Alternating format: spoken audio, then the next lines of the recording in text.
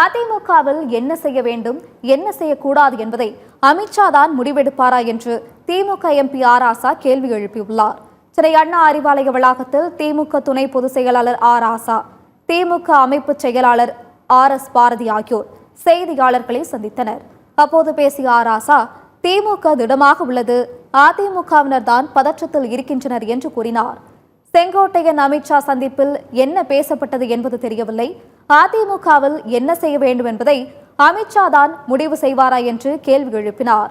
ஓரணியில் தமிழ்நாடு இயக்கம் குறித்து பேசிய ஆர் ராசா, வரும் 15ஆம் தேதி மாநிலம் முழுவதும் 68,000 வாக்குச்சாவடிகளில் உறுதிமொழி முன்மொழிவு கூட்டங்கள் நடத்தப்படும். கரூரில் வரும் 17ஆம் தேதி முப்பெரும் விழா, 20 மற்றும் 21 ஆகிய தேதிகளில் 76 கழக மாவட்டங்களில் ஓரணியில் தமிழ்நாடு தீர்மான கூட்டங்கள் நடைபெறுகிறது எனவும் குறிப்பிட்டார். எனக்கு பயமா இருக்கு. எடப்பாடியை பார்த்தாங்க அவருடைய ஹெல்த்தை பார்த்து சொல்லுங்க. நாங்க திடமா இருக்கோம். அவருடைய பிரஷர் எல்லாம் பார்க்க சொல்லுங்க. அதிமுகவில் என்ன செய்யணும் என்ன செய்யக்கூடாதுன்னு அமித்ஷா முடிவு எடுப்பாரா? எதுக்காக போய் பாத்தீங்க? ஒரு அரசியல் கட்சியினுடைய தலைவர் ஒரு ஸ்டேட்மெண்ட்டை கொடுத்துட்டு இங்க இருந்து டெல்லி போறார். டெல்லிக்கு போய் உள்துறை அமைச்சரை பாக்குறாரு.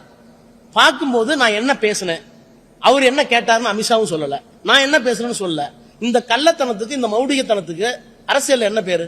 இதை தமிழ்நாடு வேடிக்கை பார்த்துட்டு இருக்க. இதைத்தான் சொல்றோம், தலைகுனி விட மாட்டோம். அவங்க போய் அடகு வைக்கிறாங்க, மண்டிடுறாங்க, மாத்தி மாத்தி போய் மண்டிடுறாங்க.